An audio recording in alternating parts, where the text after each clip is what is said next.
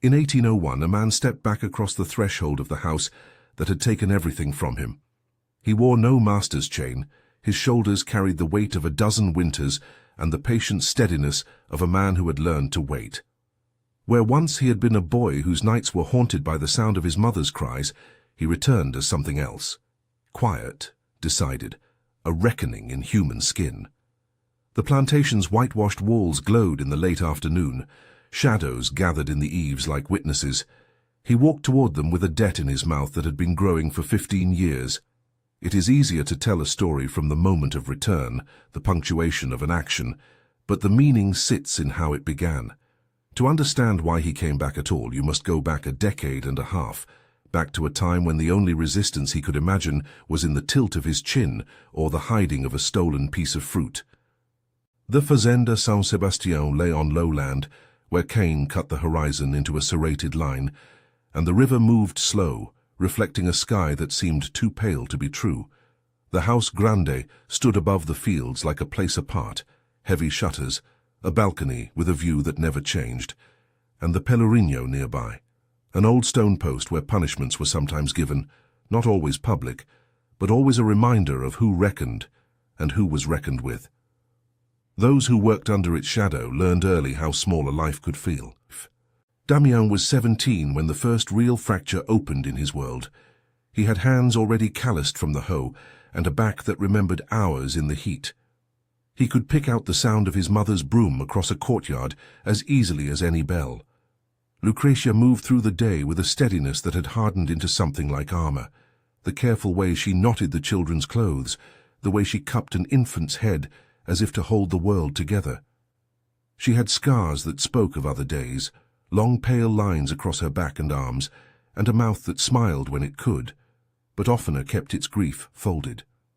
She loved her children fiercely, with the kind of love that makes a person small and large at once. Felicia was Damian's sister, a quiet girl with a laugh that began as a small thing and then spread until it reached other people.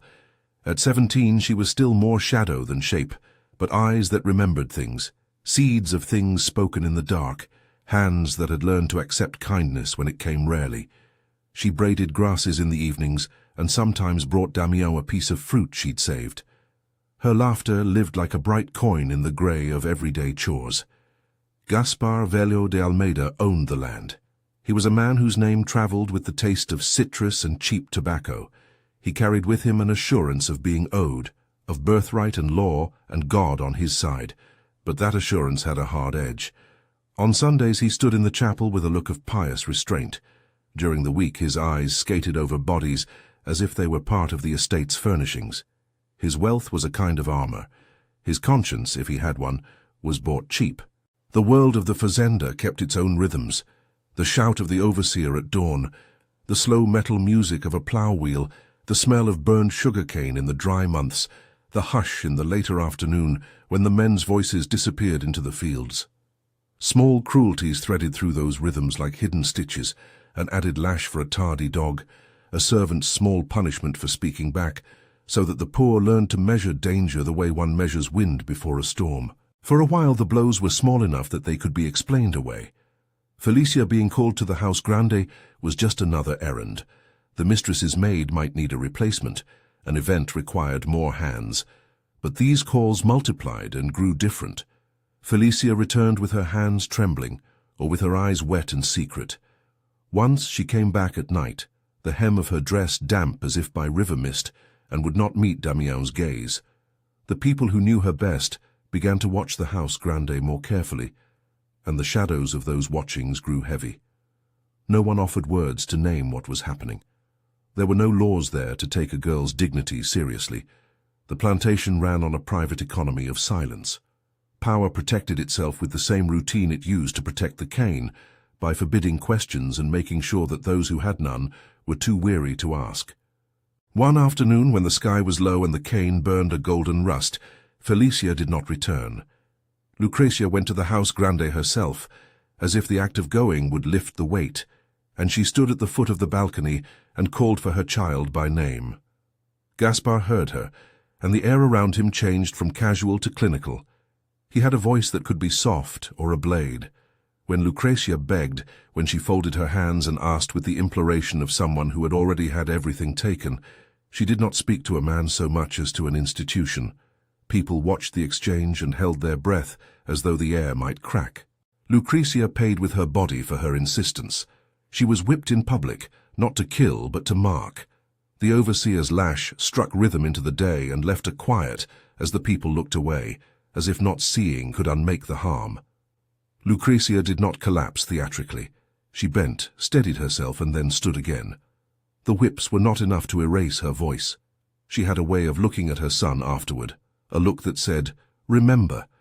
It stayed in Damião like a brand. Felicia was taken to a small room above the storeroom, locked away with no one to hold her hand. The pregnancy that followed was a quiet, shamed thing. Men talked in the fields with lowered heads, and hands spread for the work. How could anyone lay claim to the grief that lived inside a girl's belly? She gave birth alone, in a space that smelled of molasses and old rope, and the infant did not live long. Felicia's body did not have the tenderness of a funeral. The overseers took her in the night and left her in the woods beyond the edge of the cane, a place where the roots were thick, and the earth accepted what it was given without ceremony. Damião found out because Lucretia told him in fragments, in the small hours before dawn when the world was still, and the stars pretended to be indifferent. She told him of Felicia's laughter, of the way she used to braid his hair, of the little coin she had once taken from a master's pocket to buy 2 figs for them. She told him how they had buried her quietly, without a cross or a word of prayer, and how she had tried to mark the place with a small pile of stones that night wind had scattered. Lucretia could not make a shrine out of shame. All she had left were hands raw with work and a mouth that had learned to speak plainly. They buried more than a child that day. They buried names and the possibility of a place in law. The world had folded around their grief and left the hollow where an answer should have been. Damião's grief was not loud. It sat behind his ribs like a stone. It made his fingers clench into grips he would not notice until later. It made him watch Gaspar with a new kind of attention, the way the man closed his shutters, the way his heels struck the boardwalk, the way his chest moved when he slept.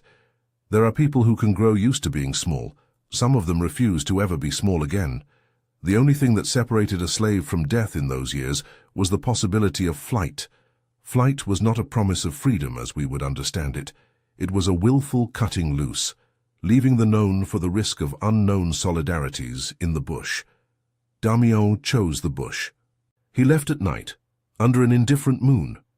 With him he took little, a tattered shirt, a knife given by another hand in a moment of necessity, and his mother's last word, "Remember," looped into his bones. He remembered the path through the cane that old fishermen and breakneck boys used when they wanted to get to the river unnoticed.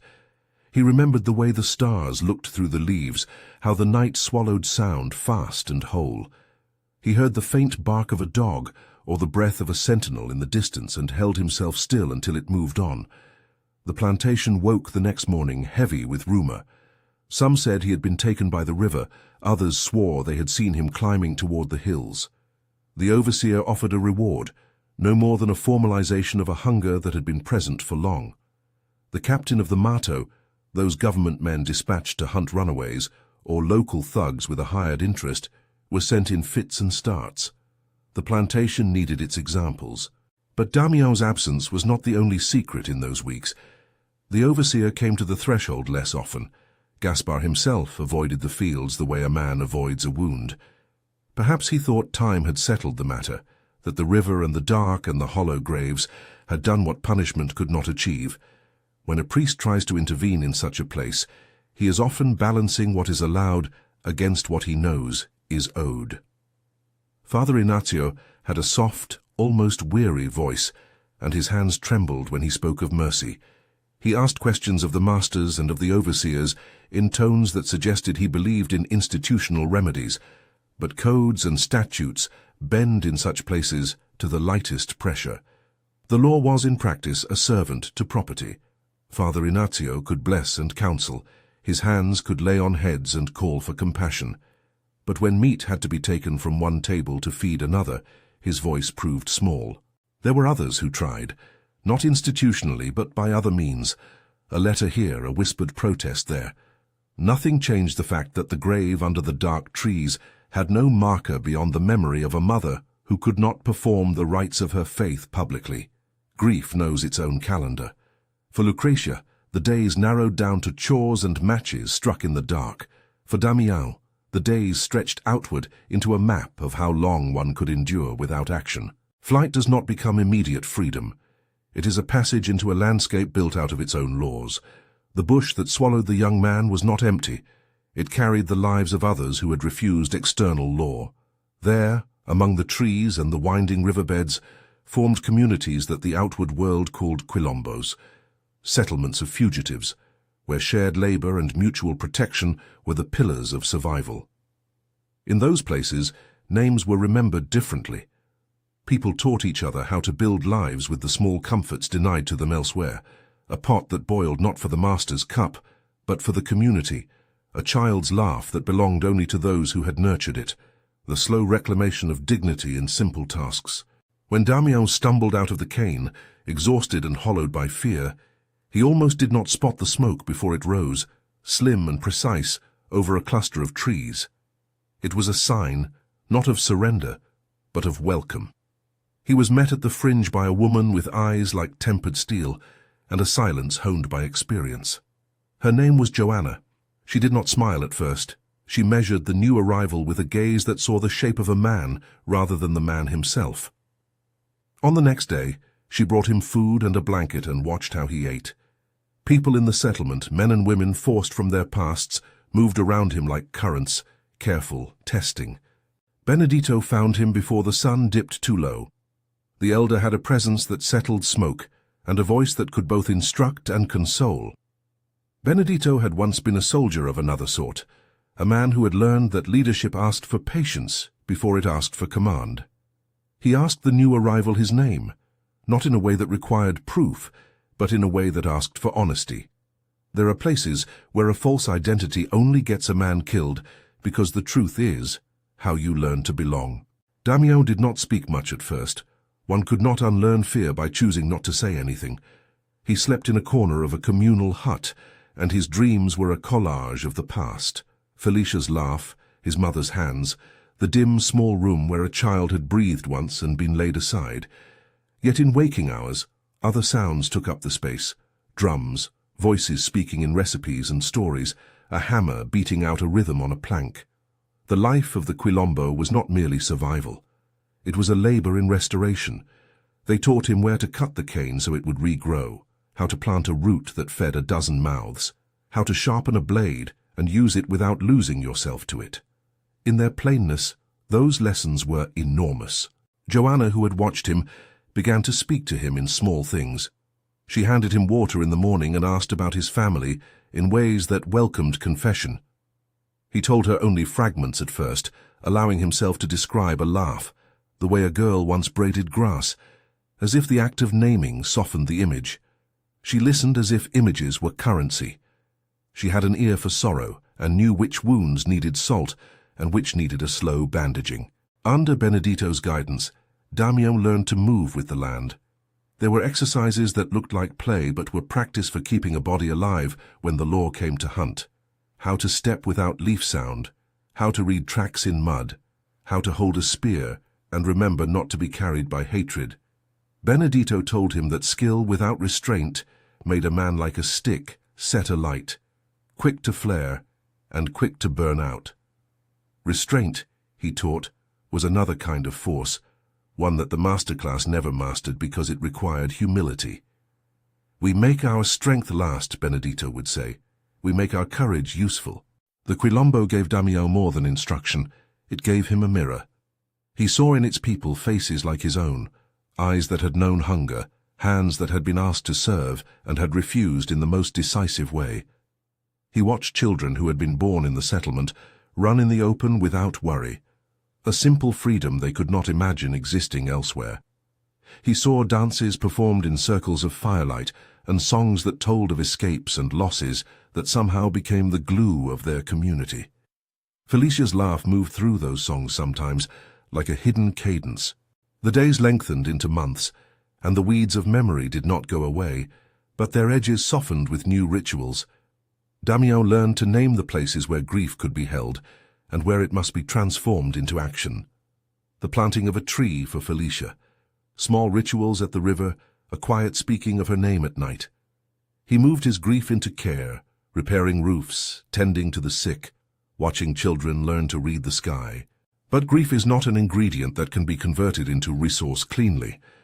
It remains a burden carried in the body, in the way one sleeps and eats and looks at the world. For Damião, there were nights when he woke with his heart pounding, as if the lash had brushed his back anew.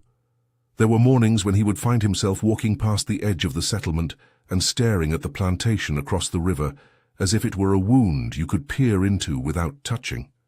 The Quilombo offered refuge, yes, but it could not erase the memory of Lucrecia's hands folded or the stolen child left to the trees. Time changes the shape of a person as much as any event. 15 years is the length of a slow knife. Damião did not remain the boy who fled. Muscles grew under his skin, but more decisive was the change in the way he thought. Where once he reacted in instinct, he learned calculation. Where once fury would have risen and spilled, now it kept watch like a sentinel. He learned the names of plants and stars. He learned to make a spear that held at the right balance and a knife honed to a keen that could cut cane or flesh if needed, though the thought of cutting another human being sat in his stomach with a weight that never became comfortable. Love returned to him, in an unexpected and gentle form. Joanna, who had first met him at the edge of the smoke, became more than a figure in the daily chores. She argued with him, laughed with him, and taught him that tenderness could be offered without payment. Their bond was not a reprieve from memory, it was an anchor. She had scars of her own, a father taken by a passing patrol, a brother who had never come home, and she understood the quiet languages of grief. Together they carved small sanctuaries, a corner by the kitchen where they would sit and shell beans, a morning ritual of washing each other's faces, a shared vigilance when patrols drew too near. Benedito watched Damião with the same steady gaze he had used for the first new arrivals. There was a moment when the old leader took the young man to one side and spoke of future burdens. "We carry each other," he said, "but sometimes it is the carrying that decides what we will be." The statement could be read both as comfort and as warning.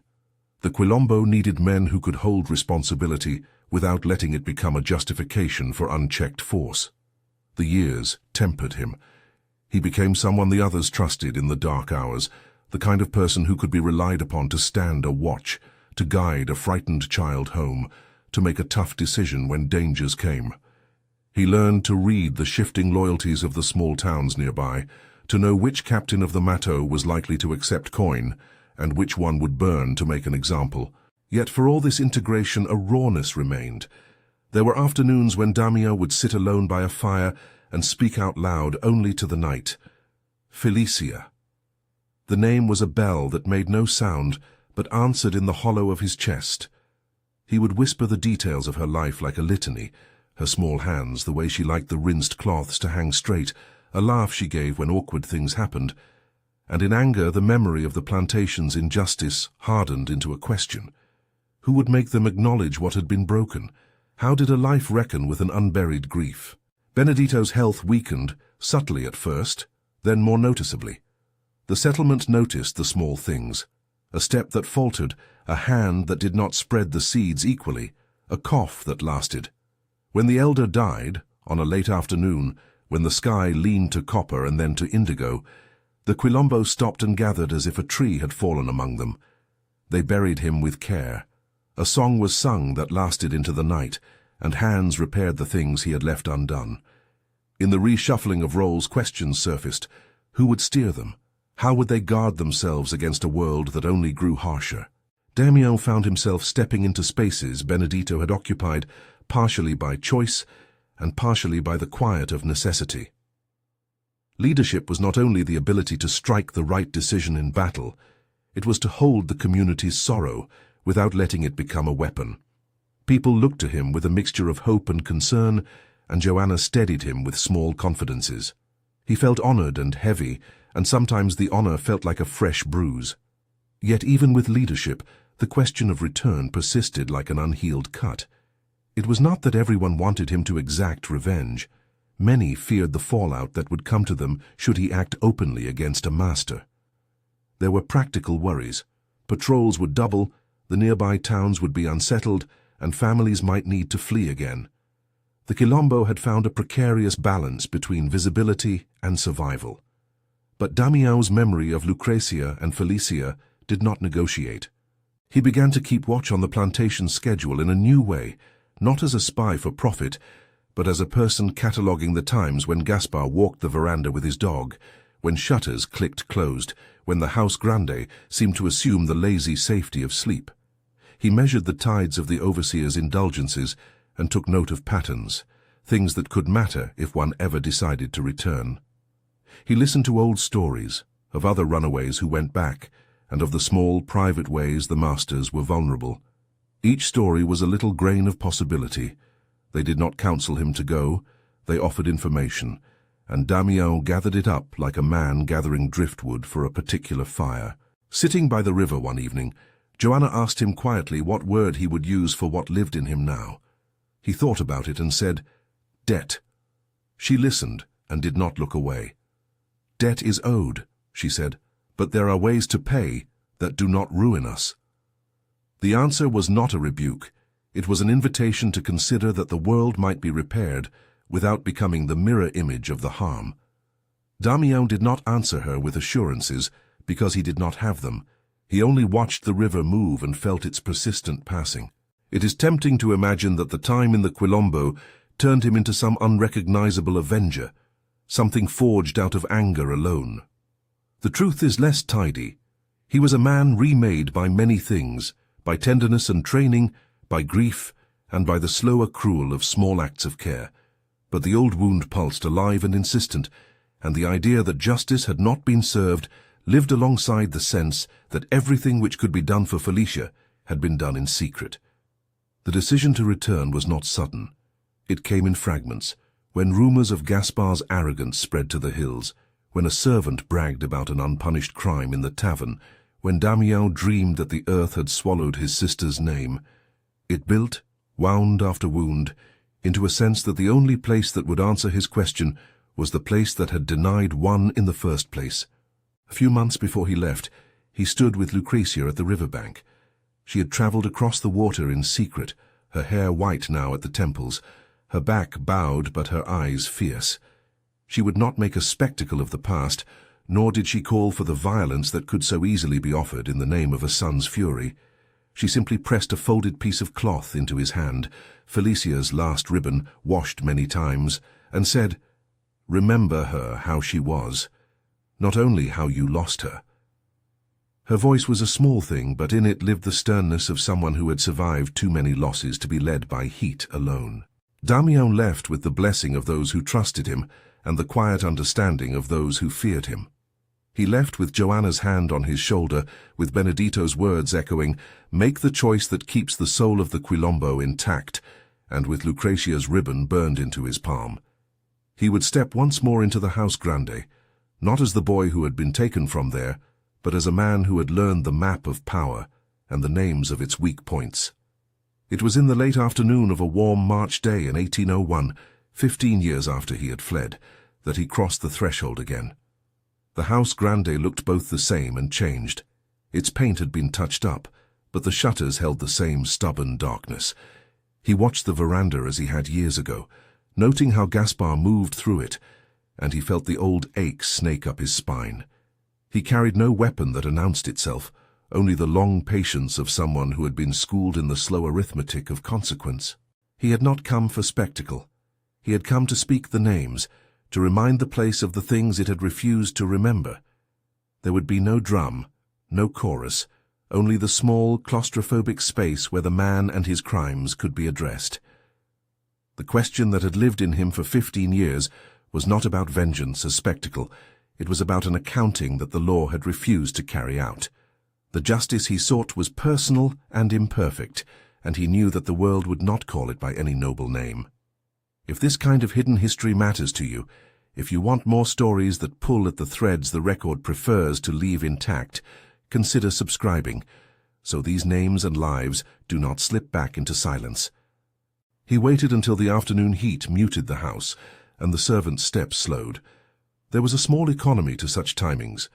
Men of power sleep in the middle of the day.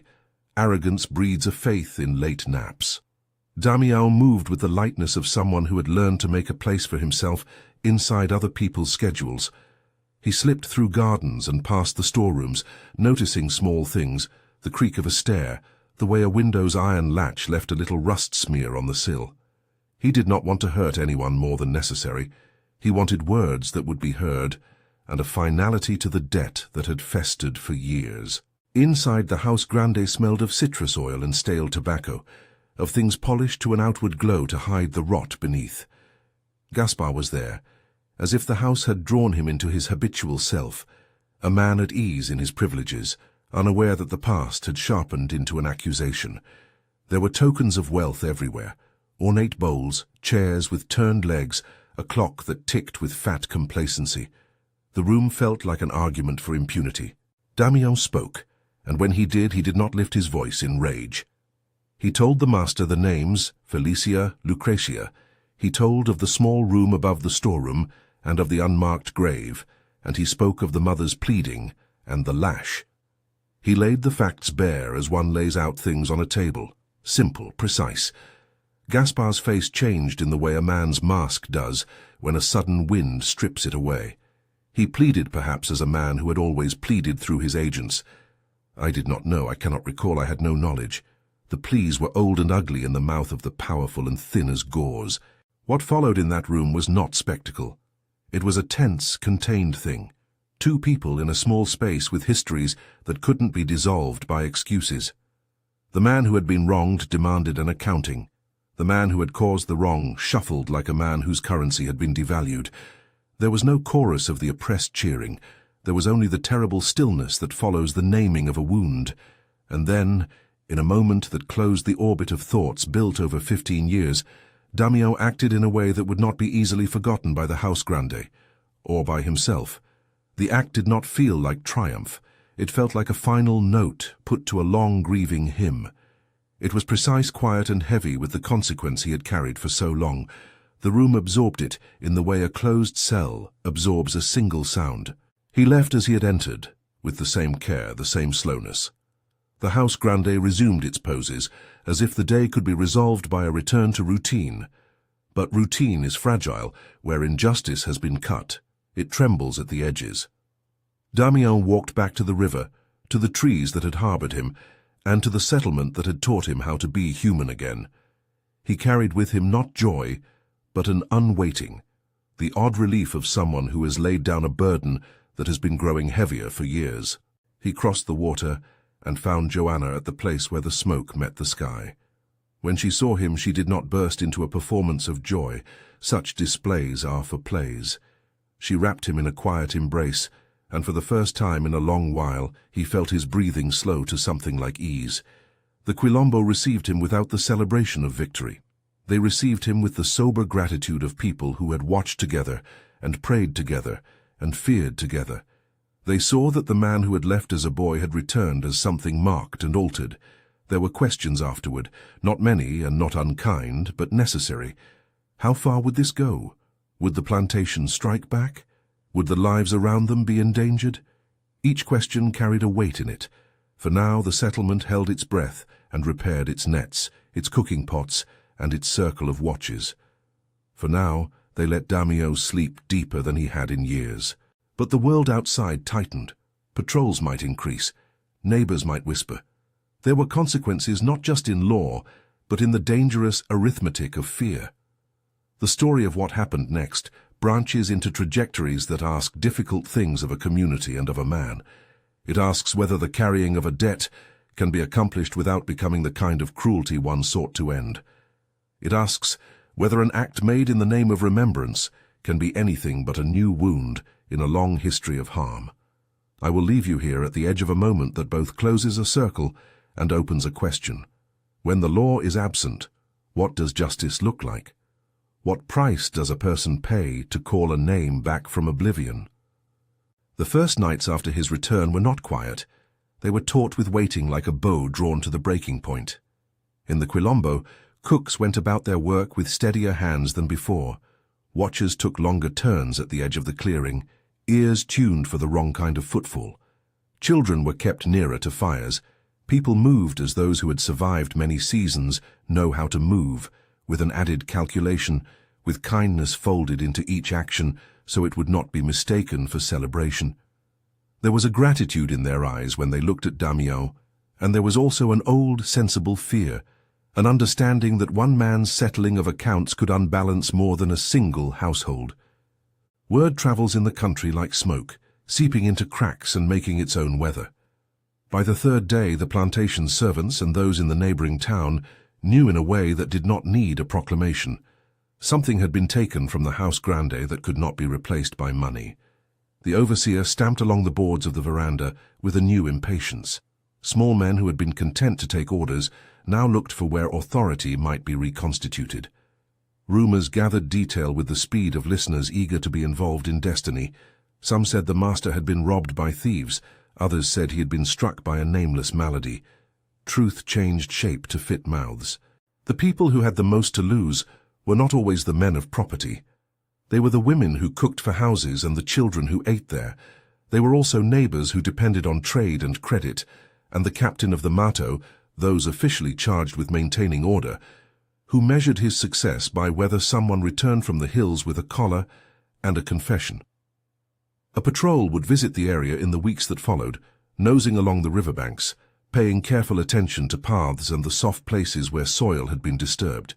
Men with official weight asked questions in a way that suggested they intended to mark what they heard. They carried papers and wore the kind of airs that suggest a map of authority, even when that map had many blank spaces. Some in the Quilombo urged caution.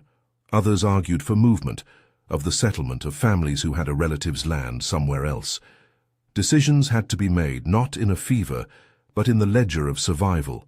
They repaired nets, hid the infants a little deeper in the thatch of huts, and taught children a few extra lessons about listening to the wind.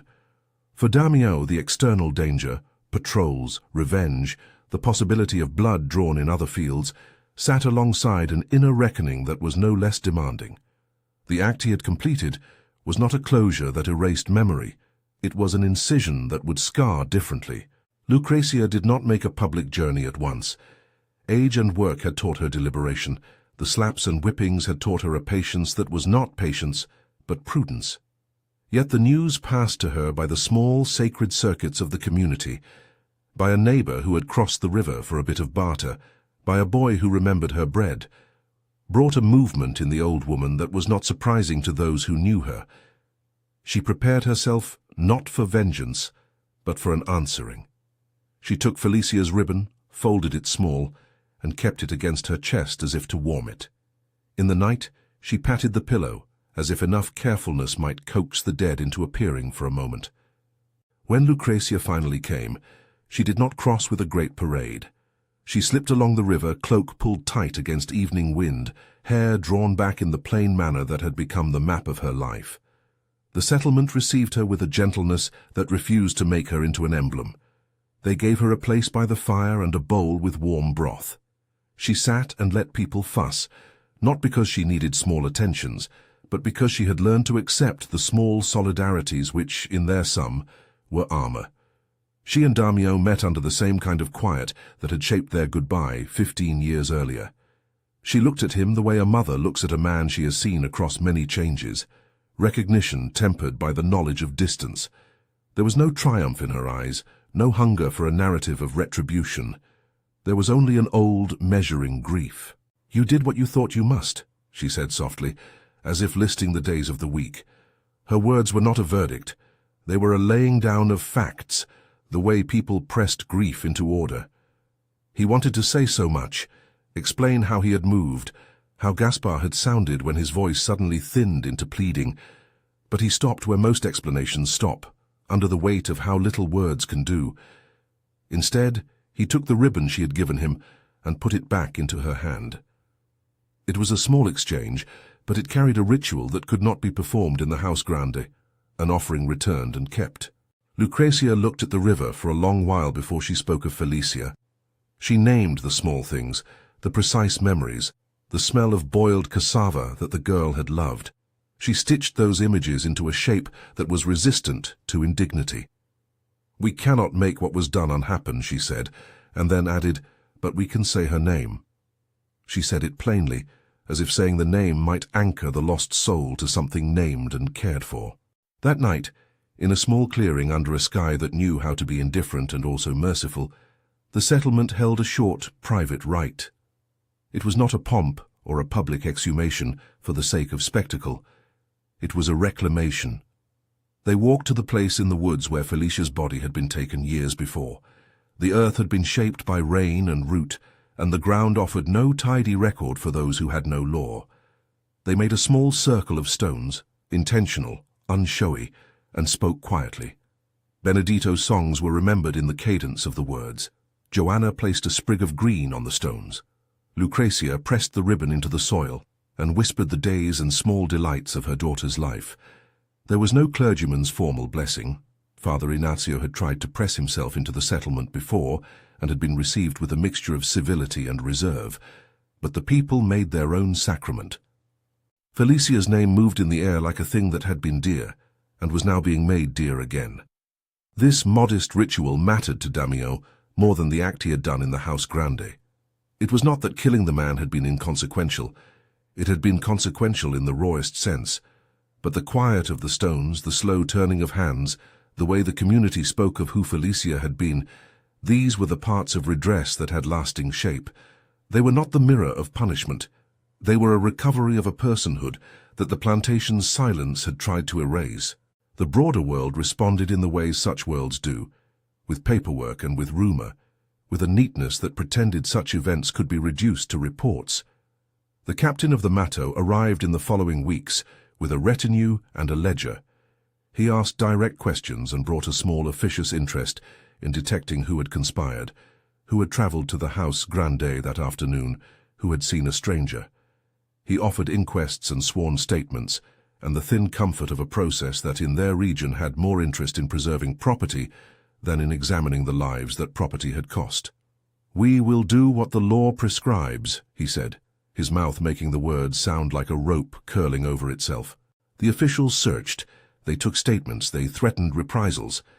Some men from the town were arrested on suspicion of being accomplices, though many of these arrests were quickly reduced to theatrical custody and then released.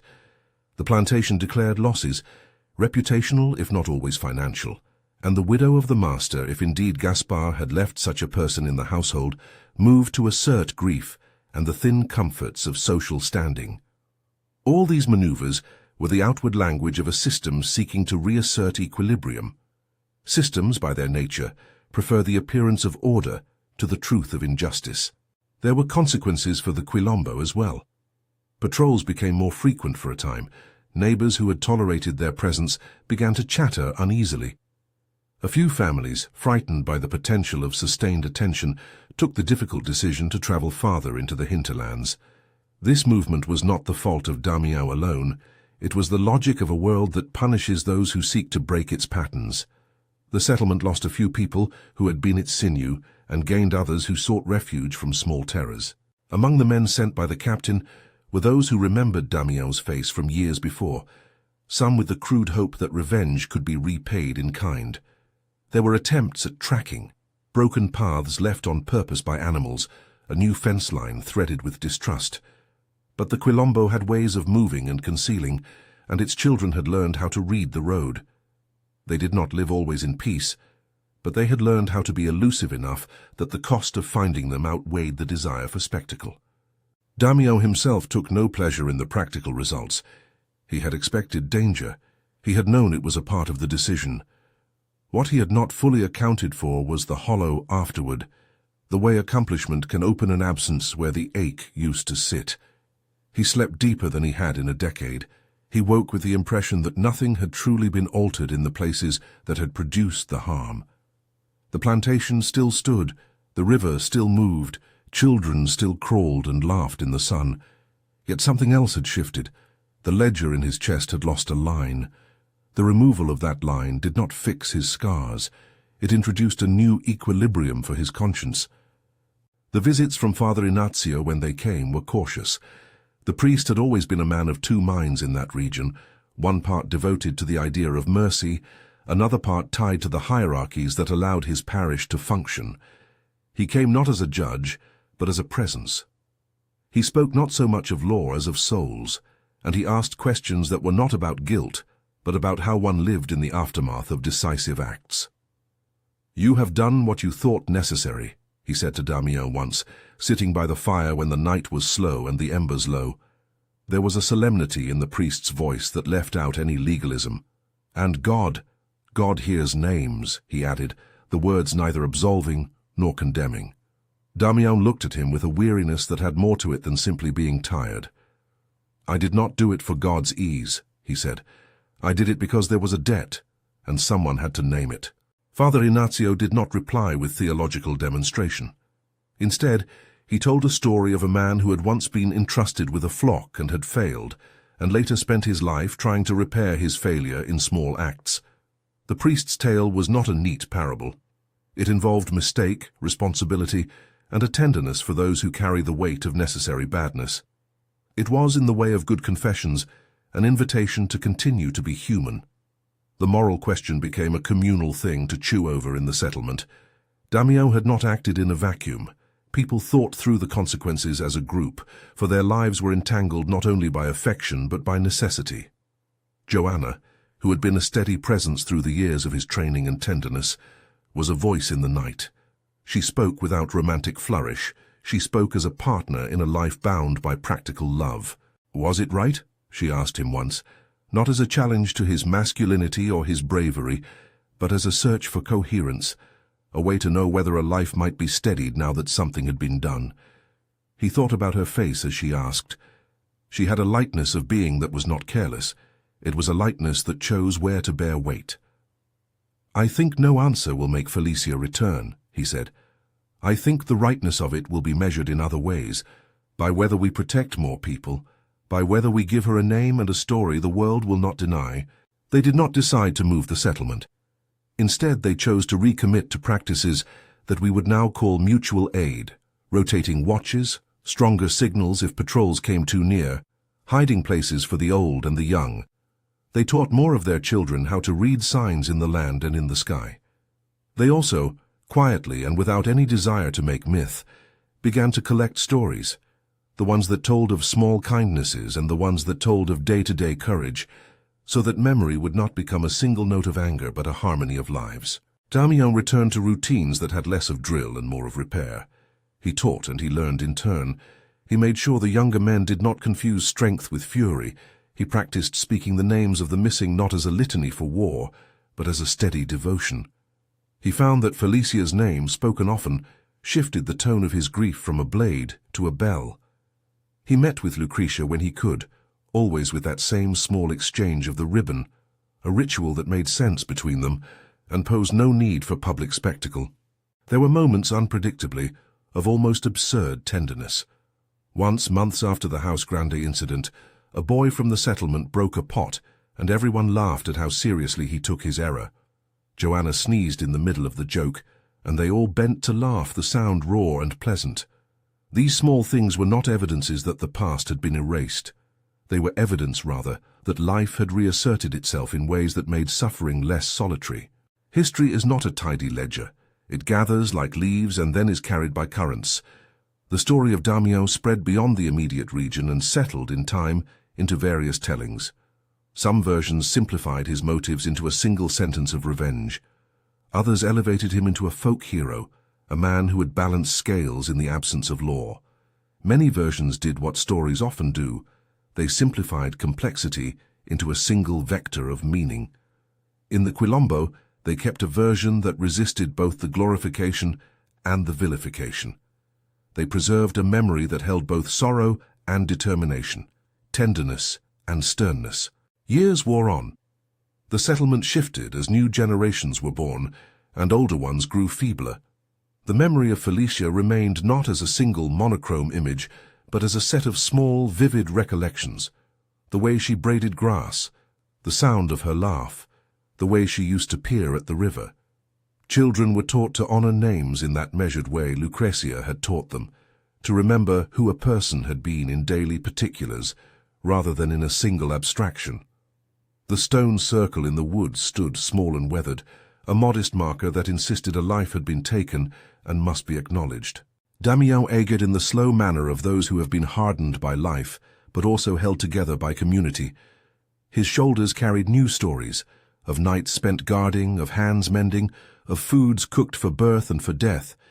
He had nights of contentment, when a child would curl into his lap and fall asleep, when Joanna would bring him fruit she had prepared in a new way. But he still woke sometimes with the memory of a lash or the echo of his mother's pleading. Those were the facts that remained.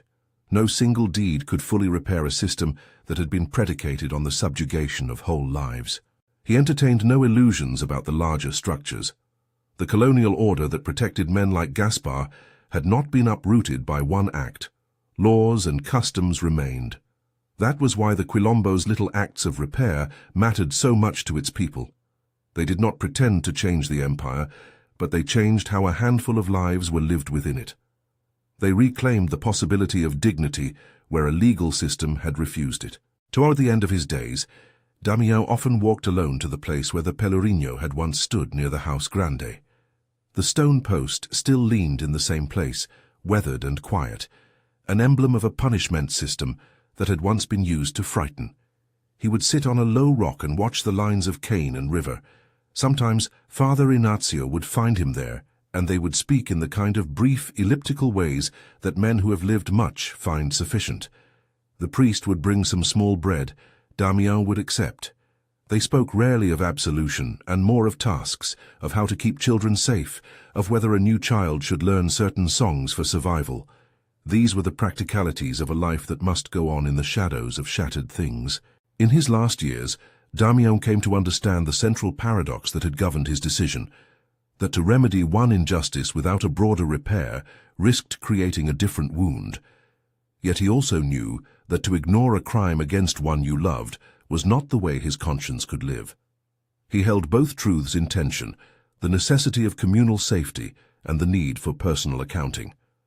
The Quilombo's children grew up knowing that moral things are often messy. They learned how to speak names without making them weapons. When he died years later, the settlement built him a small grave not far from the stones for Felicia. There was no grand mausoleum and no official notice in a government ledger. There was food, song, and remembering. Lucrecia did not outlive him by long. Joanna's hands were steady as she prepared the earth. The songs they sang blended Benedito's old chants with new refrains. For those who watched, the emotion was not an exultation, but a solemn recognition that a man had lived through terrible acts and had tried imperfectly to square the circle of what he owed. People who come after tend to ask a single persistent question. Was he right? Did one private reckoning substitute for a justice the law refused to give? The answer will always be particular to the listener. For some, Damião's act will seem a necessary break in a pattern of unpunished harm, a compelled correction when institutions had failed. For others, the cost to the community and the moral ambiguity of taking a life in the name of memory will render his deed suspect. These are not binary options, because human life rarely fits into tidy ethical compartments. What can be said with certainty is smaller and sharper. A girl named Felicia had her life cut short in a manner that the Plantation's order attempted to make unremarkable.